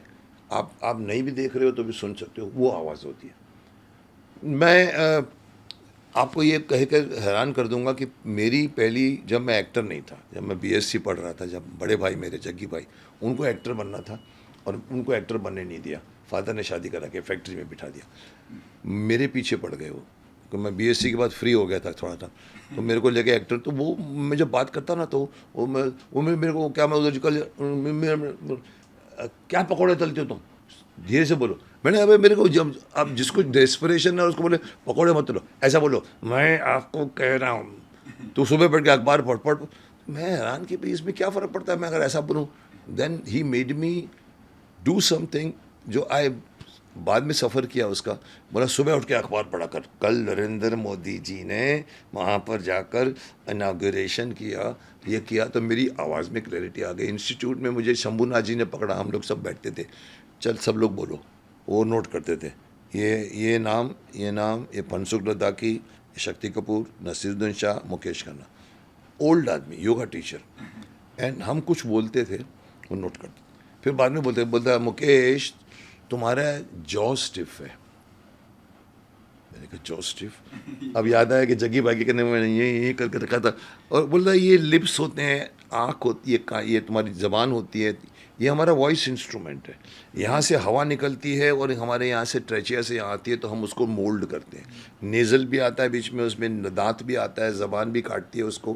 प पे ये होता है, प आप बिना होठ मिलाए नहीं बोल पाओगे, ब नहीं, ये जब एक्सप्लोजिव साउंड है साहब। वो जब मैंने कहा ये आदमी तो हीरा है, इनको पकड़ना चाहिए, क्योंकि मेरे को शौक था उस टाइम। मैं रेडियो करके आया था पहले, रेडियो वाणी में कहीं ने कहा, मैंने पकड़ने की कोशिश की पर मेरी किस्मत में नहीं आया, वो चले गए छोड़ के, फिर डेथ भी हो गई। फिर मैंने जाकर अंग्रेज़ी लाइब्रेरी, जिसको हम ब्रिटिश लाइब्रेरी बोलते हैं, वहाँ जाके मैंने बुक निकाली एक्टरों के बारे में, स्पीच के ट्रेन एक्सरसाइजेज निकाले, वो एक्सरसाइजेज मैंने करने पड़े। यू सी, आपकी आवाज़ जो होती है ना, अब आप किसी को फ़ोन करते हो तो आपने हेलो किया, हाँ मयूर बोलो, कहाँ से पहचाना? आपकी आवाज़, ये आपको भगवान ने दी है, इसको क्वालिटी बोलते हैं। और क्वालिटी को क्वांटिटी में बनाना हर आदमी के पास है, लेकिन लोग बनाते नहीं। क्वांटिटी क्या होता है? गाने में क्वांटिटी है, सारे गामा पा धा नी सा। स्पीच में कोई बॉदर नहीं करता।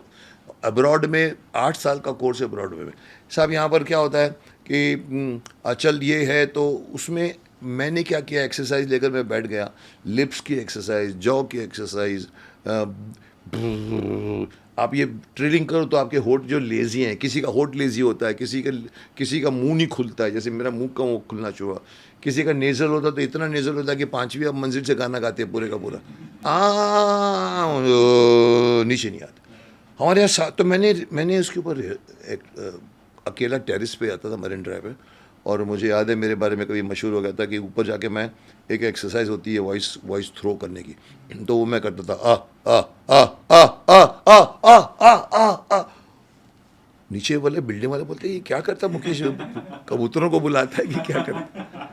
सो मेरी आवाज़ कल्टिवेटेड है, और मैं हर आदमी को कहूँगा कि देखिए हमारे यहाँ पर कई एक्टर ऐसे हैं, मैं क्रिटिसाइज़ नहीं करूँगा, अपनी आवाज़ से प्यार करने लग जाते हैं।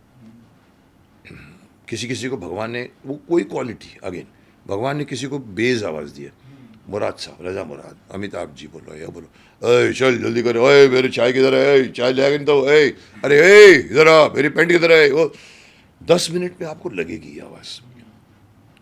उसके कंपेयर में कहो अरे अरे मेरी अरे चाय कहाँ है यार, अरे चाय कहाँ है, ओए इधर है, समझता है मेरी बात को, ऊ करते हैं ना, तो वो इंटरेस्टिंग भी लगती है। जो दिलीप साहब ने किया एक ए भाई ए भाई ए भाई, हमारे यहाँ ये जो एक्टर होते हैं ये बोलते हैं ए भाई ए भाई ए भाई ए भाई ए भाई ए भाई। There is a I would say it is on the one source, सारे गामा के बीच में चल रहा है, बट सारे गामा पादा नीसा में जाना चाहिए एक्टर को। तो आपके नसीरुद्दीन शाह करते हैं, अच्छे अच्छे एक्टर हैं जो करते हैं, जो ऊपर नीचे वेरिएशन कोई नहीं करता, उनको अपनी प्यार हो जाता है वॉइस से, और वो उसी में रहते हैं। मैं उनको ठीक नहीं बोलूँगा, आपको अपनी आवाज़ पे कम करके बहुत से एक्सरसाइजेज हैं, but so you are right, मेरी आवाज़ थी नहीं, बन गई। देश में 9 लाख गुरुकुल थे, आप कई बार कह चुके हैं, और आप वकालत भी करते हैं कि गुरुकुल फिर से आनी चाहिए। कुछ जो आपके क्रिटिक्स हैं, जो आपके आलोचक हैं, वो कहते हैं कि मुकेश जी इंग्लिश को देश में बैन कराना चाहते हैं, क्या ओपिनियन है आपका? मैं बैन कराना चाहता हूँ, बोलिए आपका। आपको मालूम है इज़राइल में, ये मैं इमीडिएटली आपने मुझे उकसा दिया तो मुझे इज़राइल की बात पहले बोलना चाहता हूँ। इज़राइल के प्रेसिडेंट आज से पता नहीं 50-25-100 साल पता नहीं कौन सा प्रेसिडेंट था, उनको सडनली कुछ बातों में उनके मंत्रिमंडल ने कहा, सर हमारे यहाँ तो लोगों को हिब्रू नहीं आती, हिब्रू उनकी मातृभाषा। बोला क्या?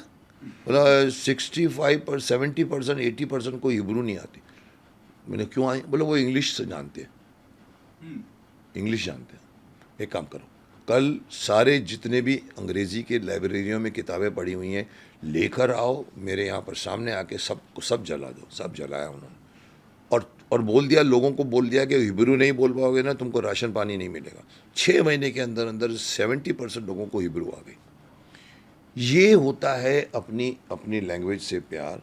और हमारे गुरुकुल 1836 में लॉर्ड मैकॉले आया था, जब हम लोग गुलाम थे। 57 का गदर तो बाद में हुआ। उसने आके 6ठी क्लास में अंग्रेज़ी डाल दी, कंपल्सरीली अंग्रेज़ी।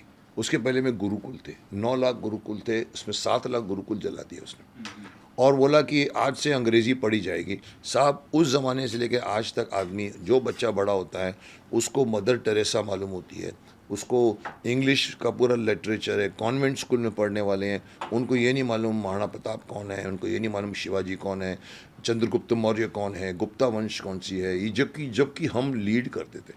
कारण क्या है कि इन्होंने एजुकेशन सिस्टम चेंज कर दिया। तो मैंने मैं अभी गुरुकुल होकर आया, यहाँ पर चंबूर में एक ज्ञान कुल है, बहुत मैं इम्प्रेस हुआ, उन बच्चों के नॉलेज संस्कृत में बोलते हैं। मैंने कहा 6ठी क्लास में आप डाल दीजिए, संस्कृत को डाल दीजिए कंपल्सरी। वो बच्चा SSC तक आते हैं तो संस्कृत में बात करेगा। हमारे लिए संस्कृत क्या पंडितों की भाषा होगी। ओम आइंग रिंग क्लिंग चामुंडाय विचे, सब क्या बोलने का, ओम आइंग रिंग क्लिंग चामुंडाय विचे स्वाहा स्वाहा। हम लोग रोज़ 1.5 घंटे बच, लेकिन किसी को मीनिंग नहीं मालूम है, आइंग क्या होता है, हिंग क्या होता है, क्लिंग क्या होता है। एक मंत्र है, पंडितों की भाषा। और हमारे संस्कृत में लाखों पांडुलिपियाँ पढ़ी हुई हैं जिसको डिकोड नहीं किया, और जर्मन लोगों ने उनके श्लोकों को ट्रांसलेट करके कोड करके दवाइयाँ बनाई हैं। तो मेरी ये अभी मांग है, मैं बोल चुका हूँ, 6ठी में जैसे मैकॉले ने इंग्लिश डाली थी, साहब मैकॉले चला गया, इंग्लैंड चला गया, अंग्रेज चला गया, अंग्रेजियत क्यों पड़ी है हमारे पास? धक्का मार के निकालो ना। क्यों हमारे यहाँ पर जज बोलता है मिलॉर्ड, वही क्रिमिनल प्रोसीजर कोड चल रहा है, मिलॉर्ड के बदले महोदय क्यों नहीं बोल सकता, श्रीमान महोदय क्यों नहीं बोल सकता, मिलॉर्ड। कहीं ना कहीं हम जी रहे हैं वो अंग्रेजियत, जिसका मुझे बहुत बहुत एतराज़ है। लेकिन अंग्रेजी ग्लोबल लैंग्वेज माना जाता है। आप अंग्रेजी को सेकंड लैंग्वेज दीजिए ना। फर्स्ट जैसे देखो उसने क्या जब इंग्लिश डाली थी तो क्या बाकी लैंग्वेज बंद थोड़ी हो गई थी, बट कंपलसरी सिखा के कॉन्वेंट स्कूल बनाता गया। आप अपने को, मैं तो यहाँ तक बोलूँगा कि हिंदी को आप राष्ट्रभाषा बना दीजिए। एक आदमी जो व्यापारी करता है कश्मीर में, तमिलनाडु में जाता है तो वो बोलता है हिंदी हिंदी इल्ले, हिंदी नहीं आता हमको, हिंदी नहीं आता। क्यों भाई, कौन सी लैंग्वेज आती है उनको? अपनी तमिल, तेलुगु, मलयालम। और वहाँ के अलावा नॉर्थ वाले, Hindi is the most popular language because of the films, Hindi films. एक ऐसी भाषा बनाइए कि एक व्यापारी पूरे देश में घूमे तो उसको कॉन्फिडेंस हो। इंग्लिश नहीं आती आपको, बच्चा घबराता है, ऐसे खड़ा रहता है। मैं हिंदी स्कूल से निकला हुआ, सेंट जेवियर्स कॉलेज में मैंने बीएससी की है। मेरे को एक सेंटेंस बोलना था, आई वांट टू जॉइन संगीत मंडल। तो मैं फ्रेम कर रहा था कैसे बोलूँ, आई वांट टू, मैं आपस में डिस्कस करके मैं जाके बोला आई वांट टू जॉइन। साहब ये हिंदी पढ़ा हुआ, गुजराती पढ़ा हुआ, मराठी पढ़ा हुआ, वो इनिबिशन में आ जाता है। और वो एक्चुअली लड़का जो इंग्लिश होता है फटाफट बोलता है, उसको एडमिशन मिलती है। क्यों? हमारे देश में हमारी ही भाषा नहीं, एक विदेशी भाषा को लेकर बैठ गए। फिर आपको ये नहीं है कि भाई आप बोलो संस्कृत पढ़ोगे तो आपके पास ये गुरुकुल सा, टॉक अबाउट गुरुकुल ना। गुरुकुल में 13 साल का बच्चा सब कुछ जानता है, जो आज मोदी जी बोलते हैं स्किल में क्या आता है आपको? बुनना आना चाहिए, अब प्लांट लगाना आना चाहिए, कारपेंटरी आनी चाहिए, कपड़ा कैसे करते हैं, पेंट कैसे करते हैं। साहब बीएससी तक का लड़का, मैं बीएससी कर चुका हूँ, एलएलबी। साहब किसी को बोलो आप मेरे घर का ये वायरिंग चेंज करें, अरे बेटा देख वो देखो उधर स्विच चला गया है, वो फ्यूज़ चला गया, साहब उसको नहीं आता। अरे कारपेंटर, उसको बुला लो ना, इलेक्ट्रिशियन को। वही आदमी साहब 13 साल का होता है ये गुरुकुल में, उसको सुबह 4 बजे उठा देते हैं, उसको यज्ञ कराते थे। मेरे को पता है, जो मेरे टीचर थे उन्होंने बताया मेरे को, मुकेश जी मैं गुरुकुल पढ़ के निकला हूँ। मैंने कहा गुरुकुल में क्या होता है? बोलते सब चीज़ सिखाई जाती है। आज अगर मेरी ज़िंदगी में कोई बिज़नेस मेरा ड्रॉप हो जाए तो मैं दूसरा बिज़नेस करने को रेडी हूँ। जबकि हमारे जो ग्रेजुएट जो होते हैं, जो इन्होंने सिर्फ साइंस पढ़ी उनको साइंस मालूम, कॉमर्स पढ़ा उनको कॉमर्स मालूम, साइंस नहीं मालूम। ये सिस्टम, रटाफिकेशन की सिस्टम हमको निकाल देनी चाहिए। The education system should be revamped, totally revamped. और अब मैं समझता हूँ, मैं जो बोल रहा हूँ 10 साल से, धीरे धीरे सुगबुगाहट शुरू हो गई है। मैंने एक बार कहा था कि ये तुम साले लोग क्या ऐसे बच्चों को ऐसे चढ़ा के ले आते हो, लगता है पे पहाड़ चढ़ रहे हैं, किलो के हिसाब से बुक्स लेके आते हो। और पहले हम लोग ऐसे पकड़ते थे बैग को और ऐसे पकड़ के फेंक देते थे, आज ये ऐसे करके। अभी साहब पेपर में आया था बीच में, उन्होंने डिसाइड किया है कि जिस सब्जेक्ट का लेसन होगा वो वाली आज बुक लेकर आओ। तो हो रहा है चेंज। अभी धीरे धीरे डालिए आप। हमारे देश का इतिहास दूसरों ने लिखा है, बाहर वालों ने लिखा। तो गुरुकुल को मैं गुरुकुल को पुश करना चाहूँगा। मैं ये नहीं बोलना चाहूँगा कि पेड़ के ऊपर बैठ के राम और लक्ष्मण पढ़ते थे, ऐसा नहीं साहब। अपनी बंद क्लासेस के अंदर बैठ के आप बात कीजिए, गुरुकुल की शिक्षा सिखाइए, शिक्षा दीजिए। वो ज़रूरी नहीं है कि दाढ़ी लगा के आप संत बैठ के पढ़ाएंगे, आप ही पढ़ाइए, बच्चे भी बड़े पढ़ें। लेकिन सर ये भूगोल, ये बीज गणित, ये अंक गणित, ये सब चीज़ें कुछ काम नहीं आती ज़िंदगी में काम आती है जब आप लोगों को बाहर घुमाया जाता है। आप लोगों को पंचायत दिखाओ, हॉस्पिटल दिखाओ, go them to the show the court. वो हमारे यहाँ पर रट के पास है, मैं भी वैसे पास हूँ। तो अभी मैं शिकायत कर रहा हूँ कि गुरुकुल को वापस लाया जाए। कोई आपने शक्तिमान किया 7 साल तक, महाभारत किया, कोई मेमोरेबल फैन मेमोरी है? कोई फैन आता है? भरे पड़े हैं, मतलब right from Mahabharat till Shaktimaan इतनी बातें होती हैं, इतनी कहानियाँ होती हैं कि गिनना पड़ता है। मुझे याद है एक बार हम एक ट्रेन में थे लखनऊ, हमको सब 3 फ्लाइट मिस हुई। हम लोग लौट रहे थे इलाहाबाद से और मेरे को विश्वामित्र के लिए शाम की फ़्लाइट जाना पड़ना था। हमको मिस हो गई तो हमको मजबूरन एक ट्रेन में बैठना पड़ा। बोला सब ट्रेन में जाएंगे, 10 बजे जाती है लखनऊ से। हम लोग वहाँ पहुँच गए थे बाई कार, वहाँ से यहाँ। तो मैंने कहा हाँ चलो। तो बोला दिल्ली जाएगी, दिल्ली से आप फ्लाइट पकड़ लेना। मैं और गूफी पेंटल, शकुनी मामा, हम लोग उधर से एक कवि सम्मेलन रन करके आ रहे थे इलाहाबाद के आगे, सतना है पता नहीं। और पता लगा हम लोग जब ट्रेन में अंदर बैठे, टिकट हमारे पास नहीं। 10 बजे पहुँचे, फर्स्ट क्लास के पास जाके टीटी खड़ा होता। हम बोले हाँ ये फर्स्ट क्लास है, टिकट हाथ में कुछ नहीं है। तो मैंने इनको बताया, मैंने कहा ये प्रॉब्लम है मेरे को। अरे आइए ना, अरे पितामा जी, और उस वक्त शायद मैं देवव्रत था, पता नहीं क्या था। पितामा आइए ना सर, आपको, अरे पूरा हिंदुस्तान आपका है। और दोनों को लेकर अंदर घुसा दिया, मैं और शकुनी। हम लोग खुश। फिर पहले वाले कंपार्टमेंट में 20 मिनट तक वो तारीफ़ करता रहा। अरे साहब आपने क्या किया, अरे साहब आपने कमाल, अरे साहब आपने दुनिया को ये कर दिया। मैंने कहा पर सीट जगह तो दो, बर्थ दो। तो बोला वो हो जाएगा सर, फिक्र मत करिए। 20 मिनट के बाद कोई आदमी आके कान में कुछ बोला उसके टीसी को, तो वो बोला मुकेश जी वो ऐसा है पितामह कि वो उधर लास्ट कंपार्टमेंट में कोई बंगाली कपल है, बच्चे साथ में है उसके, बच्चे वो बोलते हैं हम पितामह को तो देंगे, हम शकुनी को नहीं। मैंने कहा देख देख साला तेरी इमेज क्या है, देख साला। तो फिर मैं गया, मैंने कहा चल ठीक है। तो उन्होंने मिठाई विठाई भी खिलाई, और उनका जो होता है ऊपर ऊपर की बर्थ थी। मैं दिल्ली में कट टू, मैंने कहा ये इसका देखना शकुनी, बोला हाँ, इसका कर देंगे, फिक्र मत करो। उतरे हम लोग बाहर, जब वापस आए तो टीसी, आइए सर आपको मैं ऊपर छोड़ के आता। मैंने कहा सर पैसे तो ठीक, अरे साहब हिंदुस्तान आपका है क्या, चलिए, लेकर गया फ्री ऑफ चार्ज में। आप देखो ये कहाँ है, किस देश में ऐसी श्रद्धा होती, कहीं नहीं मिलेगी आपको। तो ऐसे बहुत सारे सीन, ऐसे बहुत सारे हैं जहाँ लिटरली लोग, मतलब मजाक तो ये होता है कि बड़े लोग आते हैं मेरे पैर छूते हैं, फैमिली होती है, उम्र के दादी दादा होती है, करके करके पैर मेरे को बोलना पड़ता है आयुष्मान भाव, और साथ में बच्चे होते हैं, वो मेरा कोट पकड़ के बोलते ए उड़ के दिखाओ ना। So these are true images. Modi सरकार से, क्योंकि आप सपोर्ट भी करते हैं बीजेपी को, मोदी सरकार 10 या 11 साल से देश में रूल कर रही है, कितनी शिकायतें हैं और जो आपकी आशा थी उस पर खरी उतरी है मोदी सरकार? देखिए मोदी जी से मेरा संबंध पुराना है, मैं कई लोगों को नहीं बताया मैंने आज तक। जब भुज में अर्थक्वेक आया था 2001 I suppose, 2002, Shaktimaan 97 peak, at that time there was my brother from factory में मेरे को बताया मुकेश एक नरेंद्र मोदी का फ़ोन आया था कोई, he was not CM that time, प्रचारक थे, उनका फ़ोन आया है, वो बोल रहे हैं हमको शक्तिमान की आवश्यकता है। मैंने कहा क्यों, बोला नहीं, वो बोलते हैं कि वहाँ पर एक्चुअली आ सकते हैं मुकेश जी वहाँ पर शक्तिमान।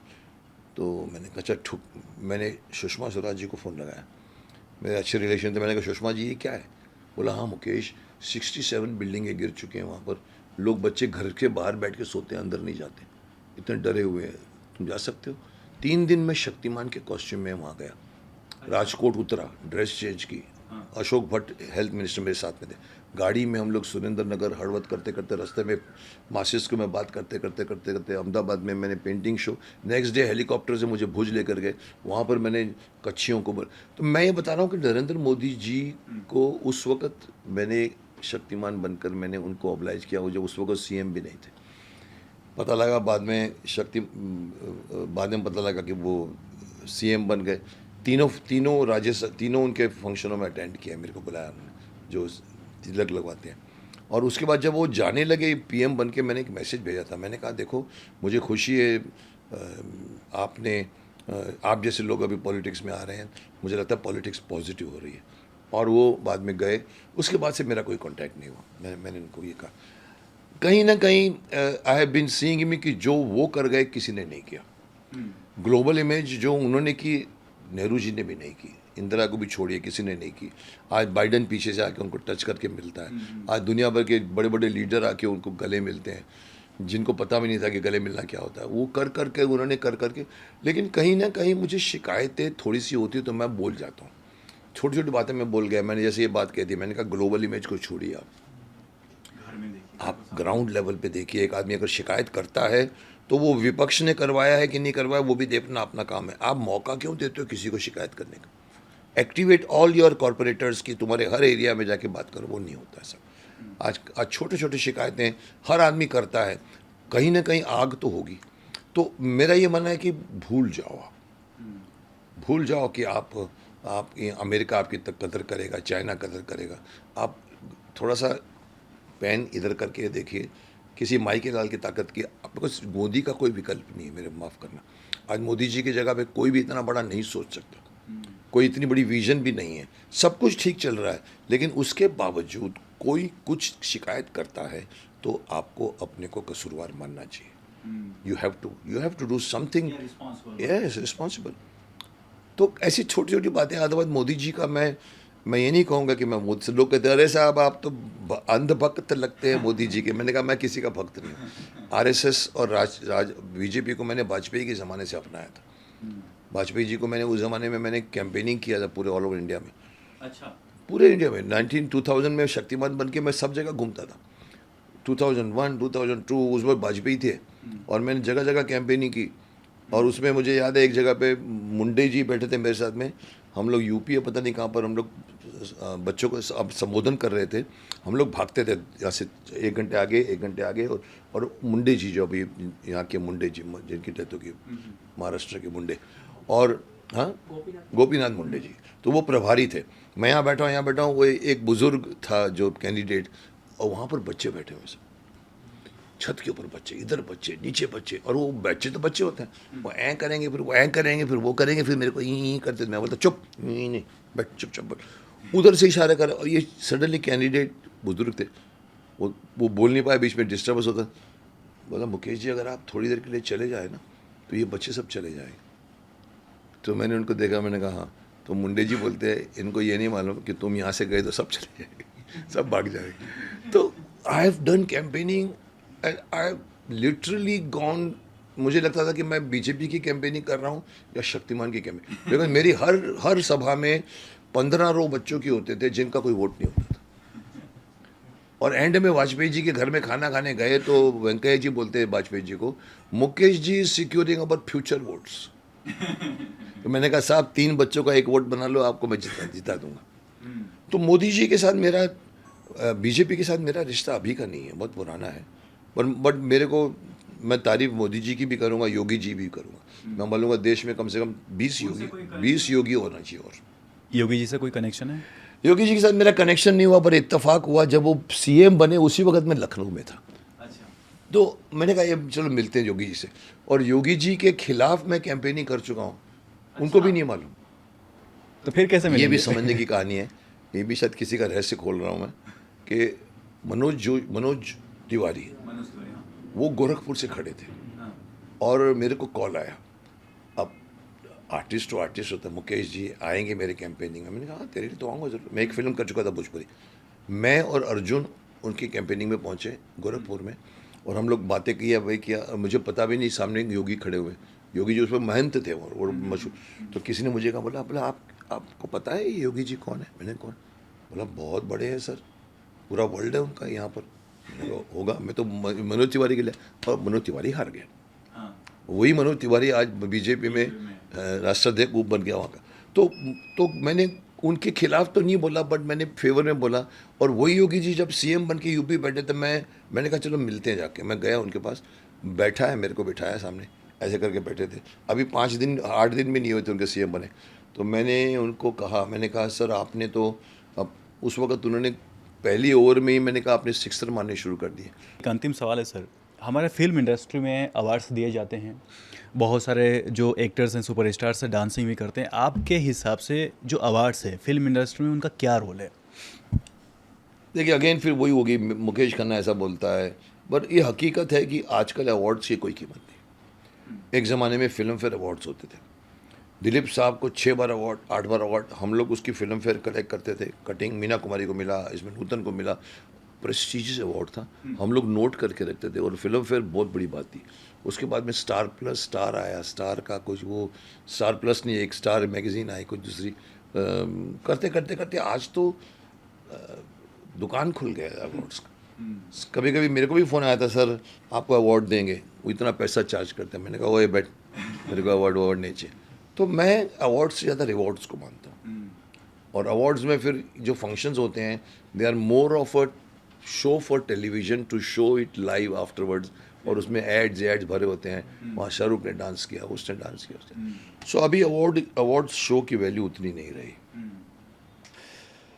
मुकेश जी, आप यानी कि हमारे पहले देश के पहले सुपरस्टार, आप हमारे पॉडकास्ट पे आए, इसके लिए बहुत बहुत धन्यवाद। हम चाहेंगे शक्तिमान हम फिर से देखें। बहुत बहुत धन्यवाद सर।